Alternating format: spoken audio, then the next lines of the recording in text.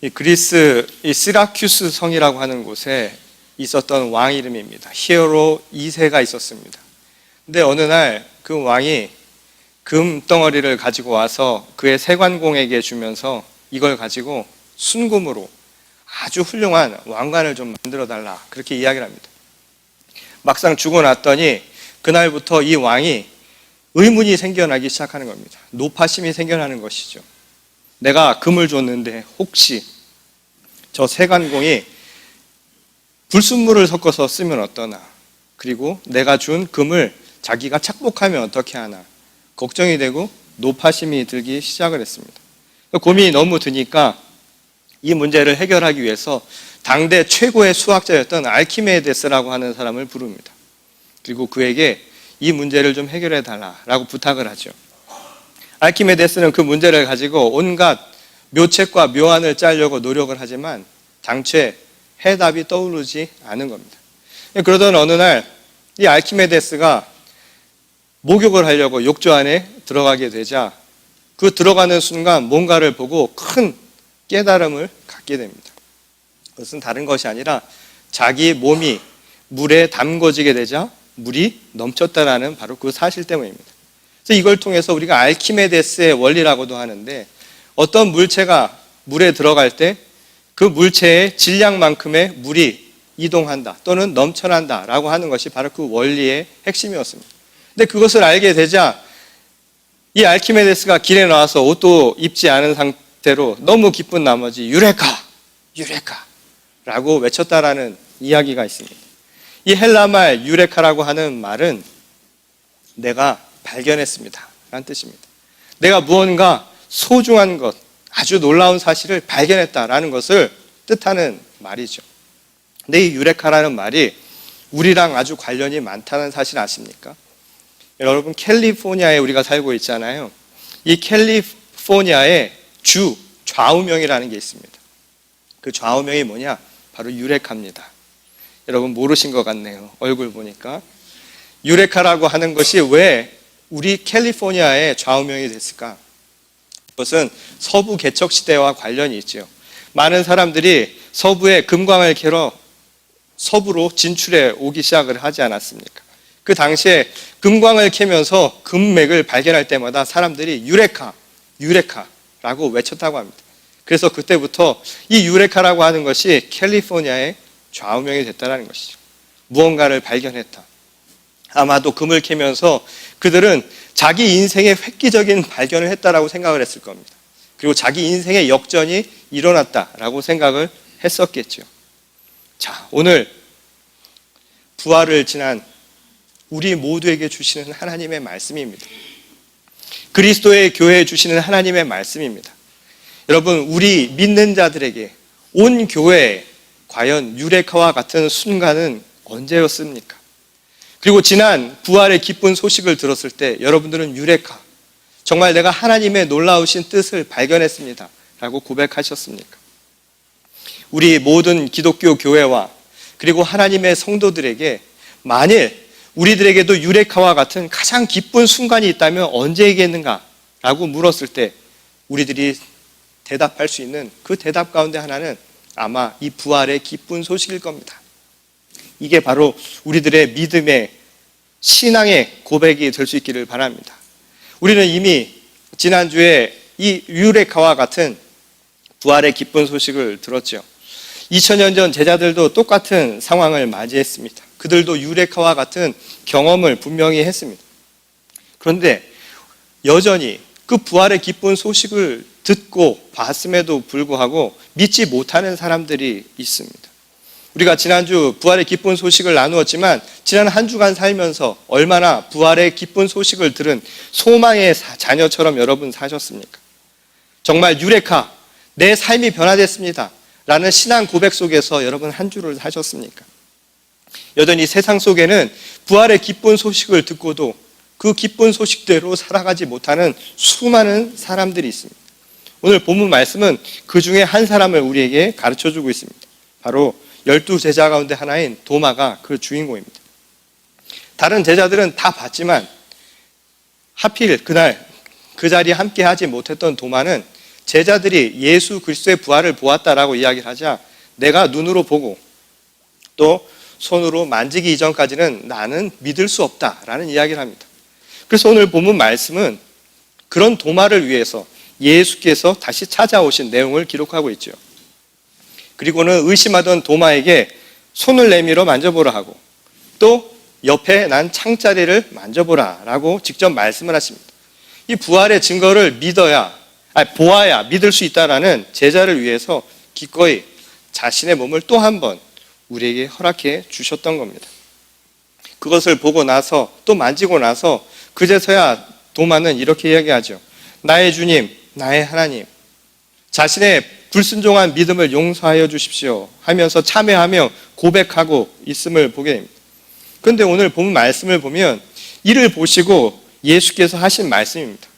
너는 지금 나를 보았기 때문에 믿느냐라고 이야기를 하죠. 그리고 말씀하시기를 나를 보지 않고도 믿는 바로 그 믿음이 복되다라고 이야기를 합니다. 그 우리에게 신앙의 핵심은 무엇인가 하면 보지 않고도 믿는 믿음이 우리에겐 진정이 필요한 믿음이다라고 이야기를 하는 겁니다. 그런데 오늘 본 말씀을 보게 되면 이 부활을 믿지 못하는 이 제자들 그리고 그 가운데 특히 도마를 통해서 당시 교회와 많은 사람들의 심리적인 상황이 어땠는가라는 것을 보여줍니다. 그리고 그것은 오늘날 우리의 모습이기도 하죠. 오늘 본문 26절을 보게 되면 예수께서 제자들을 다시 찾았을 때 그때가 부활 후 여들의 날 이후였다라고 이야기합니다. 그러니까 8일이 지난 후에 다시 찾은 겁니다. 실제로 19절 본문 말씀을 보게 되면 예수께서 부활하신 날 저녁에 그의 제자들을 찾아가죠. 이 제자들을 찾아가자 제자들이 어떻게 하고 있었냐면 방에 꼭 몸을 숨기고 있었던 겁니다. 두려웠겠죠. 자신의 스승이 잡혀가서 죽임을 당하는 것을 보았던 이들이 자기들도 그렇게 될까봐 두려웠을 겁니다. 그래서 방문을 걸어 잠그고 그 안에 숨어 있었다라는 게 이 기록에 나와 있는 본문의 말씀입니다. 근데 그때 예수께서 자신이 부활하셨음을 보여주고 제자들에게 뭐라 이야기하냐면 내가 너희를 보낸다라고 이야기를 합니다. 근데 오늘 본 말씀 26절에 보면 그럼에도 불구하고 8일이 지난 오늘 바로 이 현실에서 제자들의 모습이 어땠는가? 변화가 없었다는 거예요. 똑같이 지금 방문을 굳게 걸어 잠그고 있었다라고 기록하고 있습니다. 분명 예수께서 제자들을 다시 찾아오셔서 너희를 보낸다.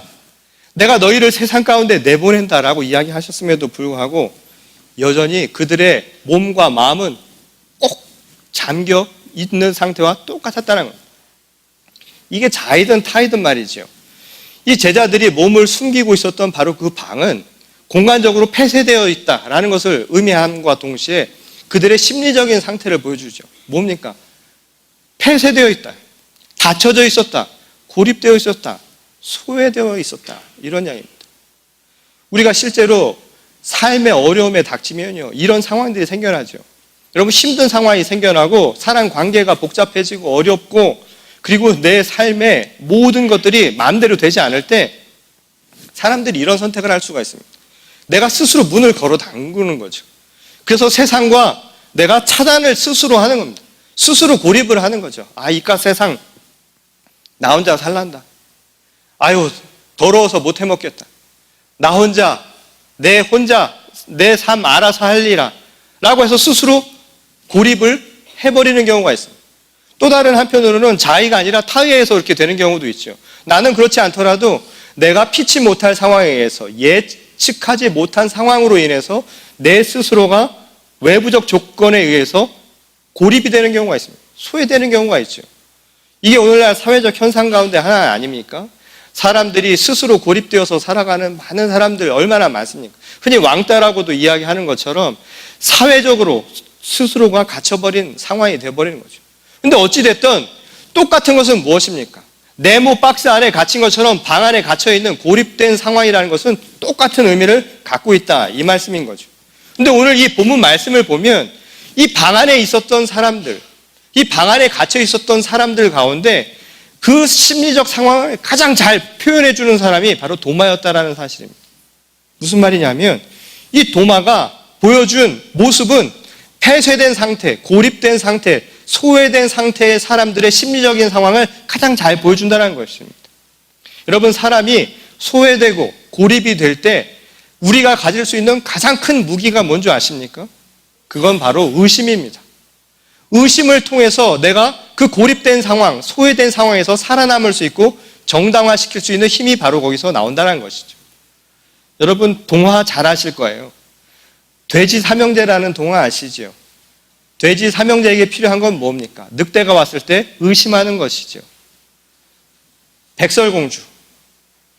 얼굴은 예쁘지만 좀 덜 떨어진 것 같은 이 백설공주의 가장 큰 문제가 뭐였습니까? 아무거나 줄 때 받아먹는 것 아닙니까? 한 번은 의심을 해봐야지. 의심이 없는 것이죠. 우리가 잘 아는 빨간 망토도 마찬가지입니다. 할머니 잡아먹고 또 잡아먹으려고 기다리던 늑대에게 해줄 수 있는 최대의 무기는 뭐였습니까? 바로 의심입니다. 곧 합리적 의심이라고 하는 것, 이것은 폐쇄되고 고립되고 내가 혼자서 할 수 있는 힘이 없을 때 가장 우리에게 큰 무기가 될 수 있는 게 의심이라는 것밖에 없다는 거예요. 심리적으로 닫혀있는 사람들이 늘 그래서 무엇을 합니까? 의심을 하는 거예요. 돌다리도 두드려서 건너가려는 마음이 생겨난다라는 겁니다. 그런 의미에서 보면 지금 갇혀있고 죽음이라고 하는 위태한 속에서 내가 손으로 만져보고 눈으로 보아야만 알 수 있다라고 했던 이 도마의 합리적인 의심은 사실은 아주 이성적이고 어떤 의미에선 현명한 판단이라고 이야기할 수 있다는 것이죠. 근데 말이죠, 이게 단순히 도마만의 상황이 아니라는 겁니다. 오늘날 많은 교회에서 교인들의 모습들이 이와 똑같다라는 거예요. 여러분, 교회 안에도 합리적인 의심을 하는 여러 부류의 사람들이 있다라는 겁니다. 그 첫 번째가 뭔지 아세요? 기도하고서는 내가 하나님으로부터 구하고 찾고 그리고 두드리라고 하셨을 때 하나님께서 다 주신다고 했던 그 말씀을 내가 믿기 위해서는 하나님 보여주십시오 라는 신앙입니다. 근데 제가 언젠가 이야기했지요. 이거 잘못하면 신자가 아니라 병자가 되는 수순이 됩니다. 하나님, 내 뜻하는 것, 바라는 것을 주십시오. 내가 이것을 봐야 내가 하나님을 믿을 수 있습니다. 실제로 이렇게 이야기하지 않더라도 그 반대로 행하는 경우는 많죠. 실망한다 이 말입니다. 실제로 기도하고 내가 그것에 대한 응답을 받지 않으면 실망해서 하나님으로부터 멀어진 경우를 얼마나 많이 봅니까? 이게 첫 번째 부류죠. 또 다른 부류는요, 좀 색달라요. 교회 안에서만이 아니라 교회 바깥에서도 많은 사람들을 찾을 수 있습니다. 이런 부류는. 또 교회 안에서 비판적인 사람들이 여기에 해당되죠. 무슨 말이냐면 교회는 교회다워야 한다라는 그것을 봐야 내가 믿을 수 있다라는 겁니다. 실제로 오늘 본 말씀 보면 도마가 내가 꼭 봐야 될 것, 내가 만져야 알 수 있다라고 했을 때 예수께서 만지라고 했던 자리들이 다 뭐였습니까? 손바닥에 난 이 못자국과 창에 난 이 허리에 난 창자리, 이 창으로 난 상처들은 다 무엇이었습니까? 십자가의 고난의 흔적이죠. 곧 예수님이 우리를 위해서 지셔야만 했던 고난의 흔적들이다 이 말입니다. 그래서 어떤 사람들이 이런 이야기를 하죠. 교회가 교회다워야 하는데 교회다워야 하는 모습이 뭔지 아십니까? 예수 그리스도가 보여주었던 고난의 흔적을 교회도 보여줘야 한다 이 말입니다. 그러니 예수님이 하셨던 그 일처럼 교회도 그렇게 고난의 길을 가는 그 흔적을 보여줘야 교회다운 것 아니냐. 그걸 봐야 우리도 믿을 수 있다라고 많은 사람들이 이야기한다는 것이죠. 이 첫 번째 것에 비해서 저는 이건 아주 합당한 이야기라는 생각이 듭니다. 우리가 보여주어야 할 것이 고난의 흔적이고 교회가 함께 나눠야 할 것이 바로 십자가의 고난인 것은 지극히 당연한 것이죠. 하지만 이건 역시도요, 조건적인 믿음이라는 점에서는 첫 번째와 크게 다를 바가 없다는 겁니다. 물론 그 내용은 아주 타당하지만 설득력 있어 보이지만 결국 그 논리 자체는 조건적인 믿음이라는 점에서는 첫 번째와 크게 다르지 않다는 것이죠.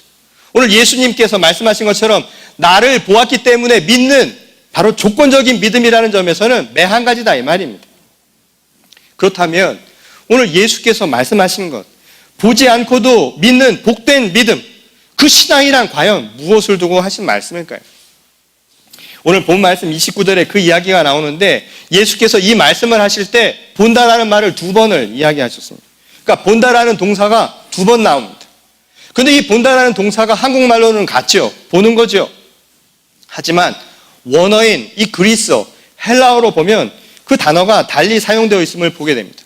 그 첫 번째가 나를 보았기 때문에 믿느냐라고 할 때 이 본다라고 하는 말은 이 헬라 말로 호라오라는 단어를 사용하고 있습니다. 이 호라오라고 하는 말은 본다라는 건데 조금 더 의역해서 이야기를 한다면 들여다보는 겁니다. 자세히 들여다본다라는 겁니다. 또는 경험을 통해서 내가 알게 되는 것. 이 당시 그리스 말은 본다와 안다라는 말이 사실 거의 같은 의미로 썼습니다. 근데 내가 보는 것은 아는 것인데 어떻게 하느냐? 내가 그것을 경험을 통해서 알게 되었다라는 의미가 바로 이 호라오의 단어 의미입니다. 다른 말로 이야기하자면 합리적인 의심을 통해서 알게 되었다라는 것이죠. 이게 바로 호라오의 또 다른 의미라는 겁니다. 그런데 다른 한편으로 나를 보지 않고도 믿는 사람이 복되다라고 할 때 그 본다라는 동사는요, 헬라 말로 다른 단어를 썼습니다. 에이도라는 단어를 썼습니다. 근데 이 에이도라는 말은 see, 본다라는 건데 보는 게 어떻게 보는 겁니까? 보여지는 것이죠. see라고 하는 것은 사물이 내 눈에 들어오게 된 겁니다. 그대로 보여진다, 비친 모습을 그냥 본다라는 의미가 그 안에 담겨져 있는 겁니다. 그러니 이 말씀의 의미가 무엇입니까? 네가 나를 합리적으로 의심해야만, 그래야만 믿을 수 있느냐? 그것이 아니라 그냥 보지 않고도 믿는 믿음이 더 복되다라고 이야기를 한 겁니다. 근데 이 말을 잘못 생각하면 어떻게 들리냐 하면, 보지 않고도 믿는 믿음이라는 게 결국 무엇을 이야기합니까? 합리적인 의심이 잘못됐다고 하면 묻지도 말고 따지지도 말는 막가파식 신앙이 그러면 더 나은 겁니까? 라고 이야기를 할 수가 있게 된다는 것이죠. 제자들처럼 이걸 하나하나 매겨가면서 이것이 옳고 그르냐 합리적인 의심을 통해서 얻는 믿음보다는 아무 조건도 달지 않고 그냥 믿습니다 하는 믿음이 더 크다라는 말씀처럼 들릴 수 있다는 것이죠. 그래서 실제로 우리가 그렇게 듣고 오고 그렇게 배우지 않았습니까? 물론 그 말도 틀린 말은 아니지만 여기에는 더 큰 의미가 있죠. 여러분, 말의 의미를 한번 생각을 해보십시오. 그냥 보는 것과 들여다보는 것이 어떻게 같습니까? 그냥 보는 것과 들여다보는 것은 큰 차이가 있습니다. 여러분, 길을 가다가 꽃이 있습니다. 근데 그 꽃이 내 눈에 그냥 들어오는 것, 그냥 보여지는 것과 다가가서 그 꽃을 보는 것은 확연히 달라집니다. 그 꽃의 의미가 달라진다 이 말이죠. 학생들도 마찬가지죠. 공부하는 사람들 특징 아닙니까? 책을 그냥 보는 사람들이 있어요. 책은 다 보죠. 눈에 보이니까. 공부를 하는데 그냥 본다라는 사람들이 있어요. 책을 그냥 보는 거랑 밑줄을 그면서 읽는 것과는 전혀 다른 거 아닙니까? 들여다보는 것과 그냥 보는 것은 그렇게 큰 차이가 있다는 것이죠. 그렇다면 들여다보는 것으로 다 끝나느냐? 그것도 아닙니다. 여러분, 왕관을 아무리 들여보고 있는다 할지언정 유레카라고 하는 그 발견이라는 것은 그 자체로 생겨나지 않습니다.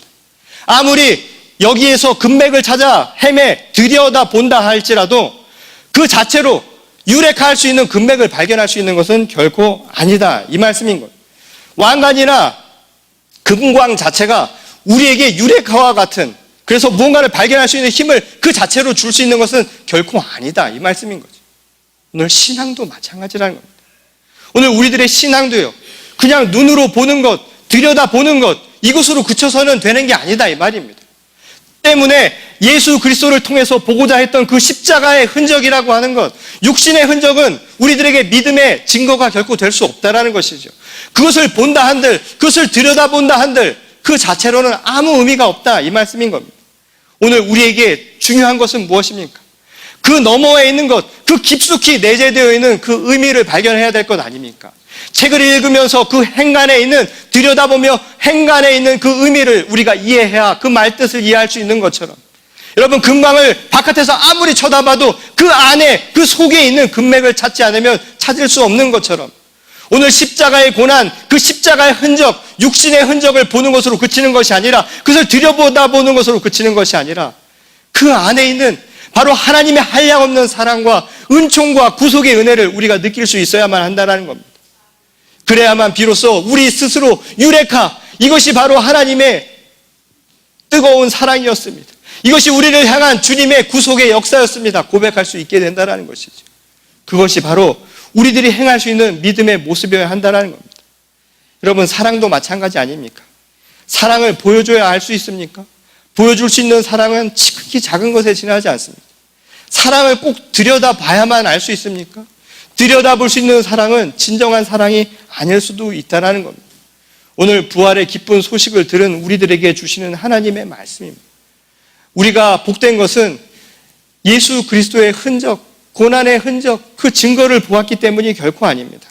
오늘 부활의 능력 안에서 바로 역사하신 예수 그리스도의 그 사랑과 하나님의 놀라우신 구속의 은혜, 바로 그것을 우리 스스로 믿고 알 수 있기 때문이라는 것이죠. 오늘 한 주가 지났습니다. 오늘 한 주가 지난 우리들에게 주신 말씀입니다. 여러분, 부활의 역사를 믿으십니까? 여러분, 부활의 그 은총을 믿으십니까? 내 눈에 보여서 믿는 믿음입니까? 내가 만질 수 있어서, 내가 가질 수 있어서 믿는 신앙입니까? 아닙니다. 그럼에도 불구하고 우리를 향한 그 은혜와 그 사랑이 크기 때문에 우리가 믿음으로 고백하는 것입니다. 오늘 부활의 기쁜 소식을 들은 우리 모두가 진정한 유레카 신앙을 갖기를 원합니다. 정말 발견하기를 원합니다. 십자가의 고난을 통해서 우리에게 보여주신 그 사랑을 다시 한번 고백하십시오. 그리고 그것을 믿고 오늘 하루 부활의 생명을 얻은 주님의 자녀로 사는 우리 모두가 될 수 있기를 바랍니다. 하루하루 신앙생활을 하면서 자기 자신을 되돌아보게 됩니다. 매년 있는 부활절이지만 이 부활을 지나면서 자기 신앙을 되돌아보곤 합니다. 나만 생각하고 나만 바라봤던 신앙은 아닌가? 정말 하나님께서 우리에게 주신 그 사랑과 구속의 은총을 경험한 신앙인으로, 부활을 경험한 사람으로 내가 오늘을 살아가고 있는가? 내가 갖지 못한 것에 대해서 안타까워하고 또 내가 올라가지 못한 것에 대해서 낭망해하고 살아가는 것은 아니었습니까? 오늘 우리 모두에게 주신 이 말씀을 기억하십시오. 그럼에도 불구하고 우리는 하나님의 사랑 가운데 있습니다. 그럼에도 불구하고 우리는 그 십자가의 고난 속에서 함께하고 있습니다. 먼 일이 아닙니다. 이제 8일 지났습니다. 그 지난 십자가의 고난을 벌써 잊은 것은 아닙니까? 오늘 한 주가 지난 우리들에게 던지는 하나님의 질문입니다. 오늘 기도와 묵상과 또한 참회 가운데 행여 잊혀져 버렸던 십자가의 고난을 우리가 다시 한번 회복할 수 있기를 주님의 이름으로 소망합니다. 이번 주에는 이 지난 1년 전 한국에서 있었던 큰 사건이 1주년을 맞이하는 한 주입니다. 많은 사람들이 한 해가 지났어도 그 아픔을 함께 나누자라고 호소하는 사람들이 있는가 하면 또 다른 한편에서는 너무 하는 것 아니냐라고 그에 대해서 또 힘들어하는 사람들도 있습니다. 그런데 말이죠. 오늘 우리가 한번 생각해 볼 이야기입니다. 정말 우리가 잊어야 할 것, 잃어버려야 할 것은 과연 무엇입니까? 오늘 우리가 눈으로 봐야만, 우리가 손으로 만져야만 되는 그 증거들 때문에 행여 중요한 것들을 놓치고 살아가는 것은 아닙니까? 오늘 우리 모두에게 주신 말씀입니다. 그 너머에 우리가 함께 나누어야 할 진정한 의미, 생명의 소중한 가치를 다시 한번 회복할 수 있기를 바랍니다. 그래야 해서 다시는 그런 참사가 우리 가운데 일어나지 않도록 우리 모두가 힘써야 할 것이고, 또한 우리 교회에게 맡겨주신 하나님의 사명처럼 우리를 보내서 세상 가운데 등불과 또한 세상이 부패하지 않도록 막는 소금처럼 사용하신다라는 그 말씀을 붙들고 주님의 부활의 생명의 능력을 함께 나누는 저와 여러분 모두가 될 수 있기를 주님의 이름으로 간절히 축원합니다. 우리 다 같이 기도하시겠습니다.